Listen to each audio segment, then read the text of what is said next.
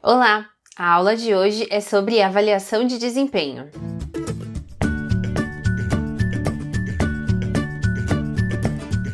E para a gente começar, a gente precisa entender um pouquinho o que é desempenho, né? Desempenho nada mais é do que cumprir uma determinada missão ou meta previamente traçada. E para a gente ter desempenho, ter um bom desempenho, duas coisas são essenciais, duas coisas que a gente vai destacar aqui. A primeira é o querer fazer, a motivação, e a segunda é o saber fazer, é a condição cognitiva para fazer. O que é isso, né? Vamos supor que a gente tem uma aula para assistir, por exemplo. Agora a gente está vendo aulas digitalmente, né, no formato EAD. Eu posso querer muito assistir a aula, eu tenho vontade de assistir a aula, mas eu não sei ligar o computador, eu não sei acessar a internet. Eu vou ter um bom desempenho? Provavelmente não, né? O contrário também é válido. Eu posso saber acessar a internet, usar a internet com grande facilidade, mas não tô a fim de assistir a aula. Então, eu provavelmente não vou ter um bom desempenho, ok? Além dessas duas coisas, a gente tem uma terceira coisa que é essencial para um bom desempenho, que não estão diretamente ligadas ao indivíduo, que é os materiais, né? Para eu ter um bom desempenho, além de querer fazer e saber fazer, eu preciso ter os materiais corretos para desempenhar uma determinada meta ou determinada função. No nosso exemplo da aula, além de querer assistir a aula e saber usar o computador, eu preciso ter um computador com acesso à internet, né? Se eu não tiver um computador com acesso à internet, nem querer, nem fazer, nem saber vão adiantar muita coisa, tá? Então são essas três coisas que a gente precisa ter aí em mente quando a gente fala de desempenho humano, ok? Pensando nisso, né, pensando no que é o desempenho, pensando na avaliação de desempenho dentro das organizações, uma pergunta sempre vem à mente. Vale a pena a gente fazer uma avaliação formal de desempenho? A avaliação, ela faz parte do ambiente corporativo, ela sempre existe. Independente de ser formal ou não, o seu chefe, seu gerente, seu superior, eles vão estar sempre avaliando o seu trabalho, tá? A avaliação de desempenho é uma forma formal da gente realizar essas avaliações.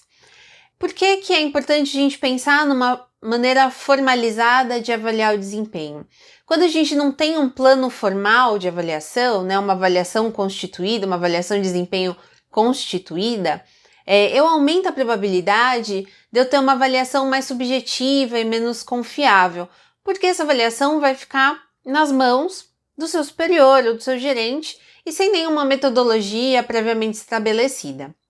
Toda avaliação de desempenho ela vai ter um grau de subjetividade ou de distorção em relação à realidade, porque ela é feita por pessoas. E todas as pessoas, elas têm aí algumas coisas que vão influenciar no nosso julgamento de uma outra pessoa, né? Por isso, toda avaliação, formal ou não, ela vai ter um grau de subjetividade e um pouquinho de distorção em relação à realidade.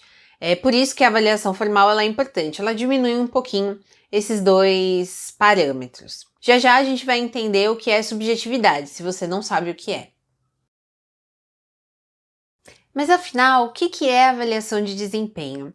Segundo Marras, é um instrumento gerencial que permite ao administrador mensurar os resultados obtidos por um empregado ou por um grupo em um período e áreas específicos, relacionados ao conhecimento, as metas e as habilidades. Então, a avaliação de desempenho, ela nada mais é do que um instrumento que vai nos ajudar a mensurar o quanto um colaborador ajudou a nossa organização a alcançar uma determinada meta previamente traçada. E para que serve uma avaliação de desempenho? Qual que é o seu objetivo, né? Existem vários objetivos aí que a gente pode destacar em relação à avaliação de desempenho, tá? O primeiro deles é identificar empregados que necessitam de aperfeiçoamento. Então, algumas pessoas vão precisar de um pouquinho de ajuda para se aperfeiçoar em algum conhecimento, em alguma habilidade, e a avaliação de desempenho nos ajuda a identificar esses pontos e auxiliar no aperfeiçoamento. A avaliação de desempenho também vai definir o grau de contribuição nos resultados da empresa, vai comparar o quanto a empresa cresceu e o quanto aquele colaborador foi responsável pelo alcance daquele resultado.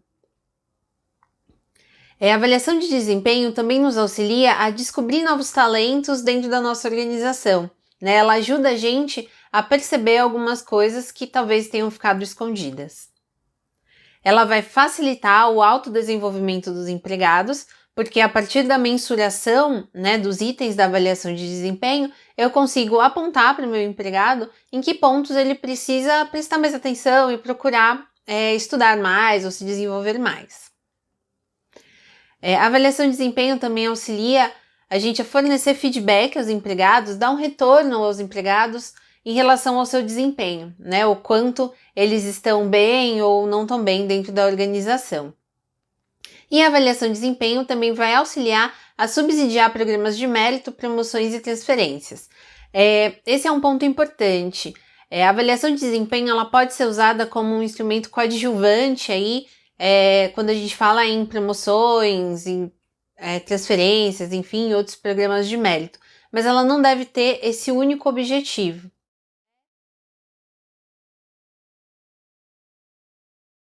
O principal objetivo da avaliação de desempenho, aquele que precisa ser amplamente divulgado e todo mundo precisa saber, é melhorar o desempenho das pessoas nas atividades que elas executam.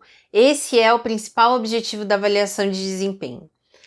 Se vocês perceberam, não temos aqui entre os nossos objetivos demitir um funcionário, tá? E isso é muito importante.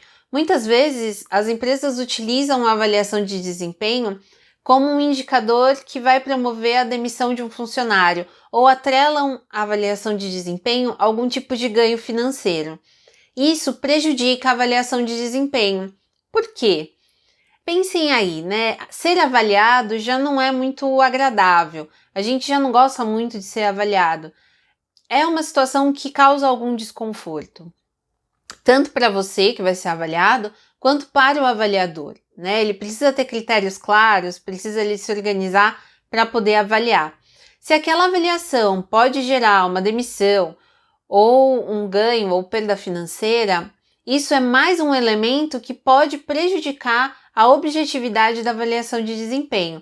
Por isso, a gente evita, na verdade, a gente não coloca, né, esse tipo de objetivo quando a gente faz uma avaliação de desempenho séria. Se uma pessoa está se desempenhando mal a ponto de precisar ser demitida, o momento da avaliação de desempenho não é o momento correto para a gente fazer esse apontamento.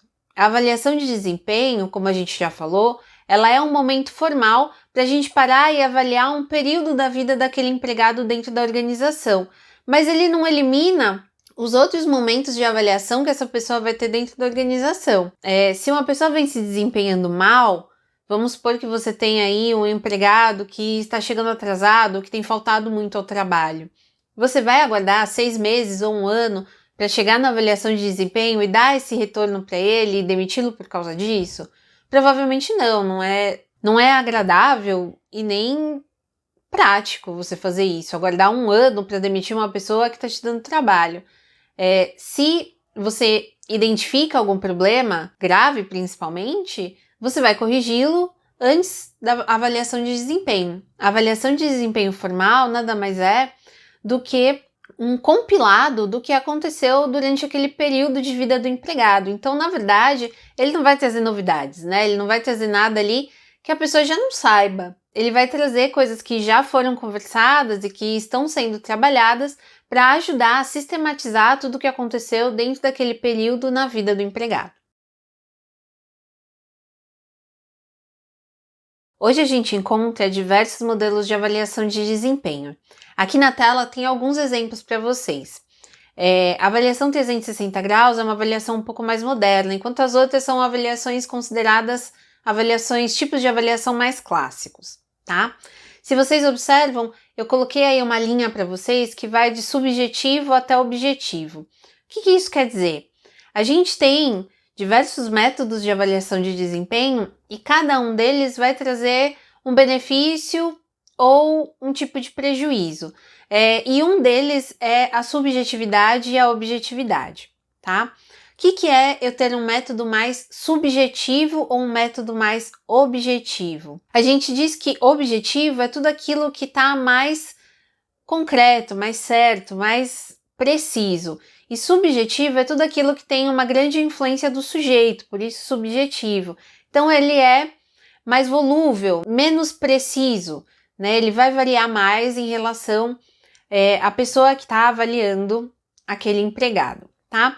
Vou dar um exemplo para vocês, que é o exemplo de escala gráfica, que é o exemplo mais comum que a gente tem. É o método mais comum que a gente tem para avaliação de desempenho.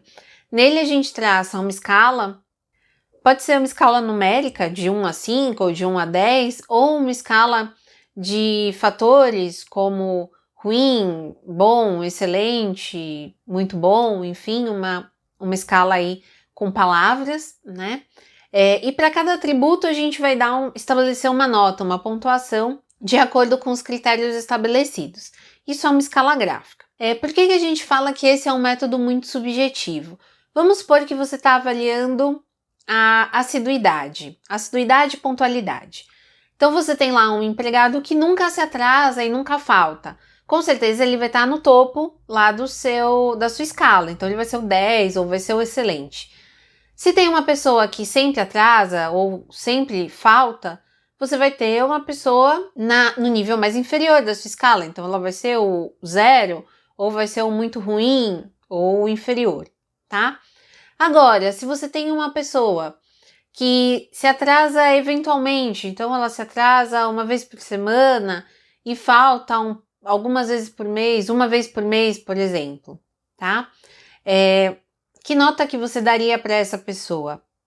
Pode ser que eu dê 5, né? Numa escala de 0 a 10 eu vou dar 5, é uma pessoa que está ali na média, atrasa de vez em quando e falta eventualmente. Para outras pessoas, a falta e o atraso, elas são muito importantes, então essa pessoa vai levar uma nota 2 ou uma nota 3. Para outras, a falta ou o atraso não valem muito, se a pessoa cumpre com outras obrigações, então ela pode ganhar uma nota mais alta, um 7 ou um 8. Isso é um exemplo de subjetividade. Dependendo da visão de cada avaliador, aquela pessoa vai ter uma avaliação diferente, tá? Se eu tenho uma avaliação mais objetiva, eu diminuo a influência do sujeito no resultado da avaliação. Ou seja, eu posso ter 2 ou mais avaliadores e mesmo que eles deem respostas diferentes, a avaliação ela consegue balancear essas diferenças para um resultado que não seja favorecido ou prejudicado pela opinião do avaliador. Uma avaliação de desempenho ela pode ter alguns problemas, pois como a gente já falou, por ser realizada por pessoas, ela incorre em algum grau de subjetividade e em algum grau de distorção da realidade. Esses problemas que eu coloquei aqui na tela para vocês são problemas comuns da gente encontrar na avaliação de desempenho. E é importante que a gente saiba que eles podem ocorrer, porque a gente vai ficar mais atento quando a gente for aplicar uma avaliação de desempenho para perceber alguns indícios de que isso esteja ocorrendo e a gente pode usá-los para alertar os nossos avaliadores, para treinar melhor os nossos avaliadores, para que eles não incorram nesses erros ou procurem evitar incorrer nesse tipo de erro. Vamos começar pelos inconscientes que estão aqui desse ladinho. O primeiro efeito inconsciente é o efeito de halo. O que é o efeito de halo? O efeito de halo é quando a gente tem uma pessoa com uma característica muito positiva, né? E essa característica positiva, ela vai espalhar para o resto da avaliação. Essa é uma característica inconsciente, ou seja, o avaliador, ele faz isso sem perceber que ele está fazendo. Vou dar um exemplo para vocês. Vamos supor que você tem um funcionário, um empregado, que nunca se atrasa, ele está sempre ali, ele é muito bom em pontualidade e não tem zero, ele tem 0 de absenteísmo, tá? E isso é muito importante para você. Essa característica positiva, ela pode espalhar para o resto da avaliação dele, ele pode talvez não ser muito bom em organização ou não ser muito rápido na entrega dos trabalhos, mas porque ele nunca falta e chega sempre no horário, e isso é tão importante para você, você acaba dando notas mais agradáveis, né? Notas maiores para ele, porque você está contaminado por essa visão positiva de um atributo daquele funcionário, tá? E isso de forma inconsciente, então você faz isso sem perceber. Outro problema inconsciente que a gente tem é o que a gente chama de efeito de tendência central. O que é isso? O efeito de tendência central é quando a gente joga a avaliação sempre lá para o meinho, para a média. Então, se eu tenho uma avaliação de 0 a 10 e a média é 7, eu vou dar 7 para todo mundo. Eu jogo todo mundo lá na média. Por que isso acontece? Né? Em geral, quando o avaliador ele joga todo mundo na média, ele está tentando se esquivar do compromisso de avaliar. Se ninguém for muito bom e nem muito ruim, ele não vai precisar se justificar. Então ele coloca todo mundo na média, todo mundo bem, todo mundo passou, né? E ele não se compromete com nada. Também isso acontece de forma inconsciente, muitas vezes sem perceber, ele acaba jogando todo mundo ali na média e se esquiva da responsabilidade de avaliar. Do lado consciente, né, que é os que estão aqui, a gente tem algumas outras coisas. O consciente é aquilo que a gente faz de caso pensado. Então, o avaliador, ele comete esses erros buscando realmente favorecer ou prejudicar aquela pessoa dentro da avaliação. O primeiro é julgar sobre a impressão de uma qualidade, que está bem parecido lá com o efeito de halo inconsciente, mas aí é feito de forma consciente. Eu tenho uma qualidade muito boa naquela pessoa e eu uso essa qualidade para aumentar a nota daquela pessoa em todos os outros atributos. Basear-se em acontecimentos recentes também é uma atitude consciente. Basear-se em acontecimentos recentes, na verdade, é uma peça que o nosso próprio cérebro nos prega. Se eu pedir para vocês lembrarem de tudo o que aconteceu nos últimos 6 meses relacionados ao trabalho de vocês, muito provavelmente vocês vão lembrar com mais vividez e mais facilidade do que aconteceu na última semana, nos últimos dias, e nas coisas que são marcantes. Em geral, as coisas que são marcantes são aquelas ruins, né? Principalmente quando a gente está falando de trabalho. Então, o nosso cérebro funciona dessa forma. Basear-se em acontecimentos recentes é um problema muito comum, porque se eu estou avaliando o último ano, nem sempre eu vou lembrar de tudo o que aconteceu no ano anterior. Então, eu vou acabar usando com mais vividez o que aconteceu ali na última semana ou nas últimas semanas. Para a gente eliminar esse tipo de problema, o ideal é que a gente, se eu vou avaliar, né, se eu sou responsável por avaliar, eu vou fazer um registro do que está acontecendo com os meus funcionários, com a minha equipe, durante aquele período. Um registro escrito mesmo. Porque, como a gente já falou, a avaliação de desempenho ela é uma sistematização de tudo o que aconteceu dentro de um período. Então, toda vez que eu chamar um funcionário para elogiar ou para fazer uma correção, eu faço um registro escrito e deixo lá guardadinho. Quando for a avaliação de desempenho, a época da avaliação de desempenho, eu recupero esses registros e posso usar de uma forma mais precisa para avaliar aquele desempenho. Outra característica aí consciente, né, outro problema consciente, é levar em conta características pessoais extra-cargo, ou seja, características que são bacanas ou não tão legais, que marcam ali o gestor ou o supervisor, né, a pessoa responsável pela avaliação de desempenho, mas que não impactam diretamente no trabalho. Por exemplo, uma filiação política ou uma opinião religiosa, ou o fato daquela pessoa ser muito alegre ou muito animada e participar de um happy hour, então ser uma companhia divertida, tá? Isso são características bacanas, ou talvez não tão bacanas no ponto de vista ali do superior, mas que não impactam diretamente dentro da organização. Mas, de forma consciente, por gostar ou desgostar de uma pessoa, o responsável pela avaliação acaba colocando ali esses fatores em jogo na hora de avaliar e avalia a pessoa de forma mais positiva ou de forma mais negativa por essas características não relacionadas ao trabalho. E a última aí das características conscientes, né, dos problemas conscientes, supervalorizar as qualidades potenciais. Muitas vezes a gente encontra na equipe pessoas que têm condição de ir mais longe, que podem contribuir mais, e a gente enxerga nessa pessoa características que podem levá-la a assumir um cargo de liderança ou a contribuir mais para a nossa equipe. Mas naquele momento ela ainda não está nesse ponto, ela está em desenvolvimento. Mas só pelo fato dela ser reconhecida como alguém que tem esse potencial, o supervisor já joga a avaliação dela um pouquinho mais para cima. Então ela tem resultados mais positivos do que a própria realidade. Agora vocês me perguntam, o que eu faço com isso, né? A gente tem aí uma série de problemas que podem ocorrer numa avaliação de desempenho, que podem prejudicar a avaliação de desempenho. Então, o que eu faço? Não faço avaliação de desempenho? Não. Como eu já falei para vocês, conhecer os problemas nos ajuda, porque a gente pode treinar melhor os nossos avaliadores, né? E colocar isso para eles, dizendo que essas são situações que podem acontecer e que eles devem estar atentos. Mas, para além disso, muitos desses problemas podem ser eliminados se a gente tiver uma sistemática de avaliação de desempenho. Então, o registro que eu falei há pouco, né, ter o hábito de registrar o que está acontecendo com a equipe, os principais momentos daquela pessoa dentro da organização, vai ajudar a diminuir esse tipo de problema. Outra coisa é sempre pensar em fatos concretos. Então, se eu estou avaliando pontualidade e assiduidade, eu posso pegar os registros de pontualidade e assiduidade e estabelecer um critério preciso, né, de quantas faltas ou quantos atrasos aquela pessoa precisa ter para estar em cada um dos critérios ou em cada uma das notas.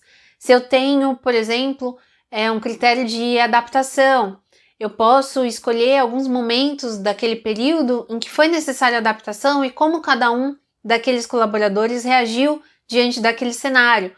Por exemplo, o cenário Covid foi um cenário que exigiu adaptação dos colaboradores. Como aquela pessoa reagiu diante das adversidades que foram colocadas por essa adaptação. Isso nos dá um parâmetro mais claro para a gente saber se aquela pessoa é 5 ou 10, ou 1, se for o caso, tá? Então, usar fatos concretos, treinar bem os avaliadores para que eles saibam que podem incorrer dentro desses problemas, ter o hábito de anotar, né? Então, ter um registro durante o período para o momento da avaliação, e estar atento a pessoas, né? Eu, enquanto avaliador, estar atento às pessoas que podem me fazer incorrer nesses erros. Se vocês perceberem, né, com exceção do efeito de tendência central, que é um efeito em que a gente está tentando se livrar da avaliação, todos os outros eles estão baseados em julgamentos pessoais. Então, a gente pode ajudar o nosso avaliador pedindo para que ele esteja mais atento àquelas pessoas que ele gosta mais dentro da equipe ou que ele desgosta mais dentro da equipe. Às vezes, a nossa opinião pessoal ela vai atrapalhar a avaliação de desempenho.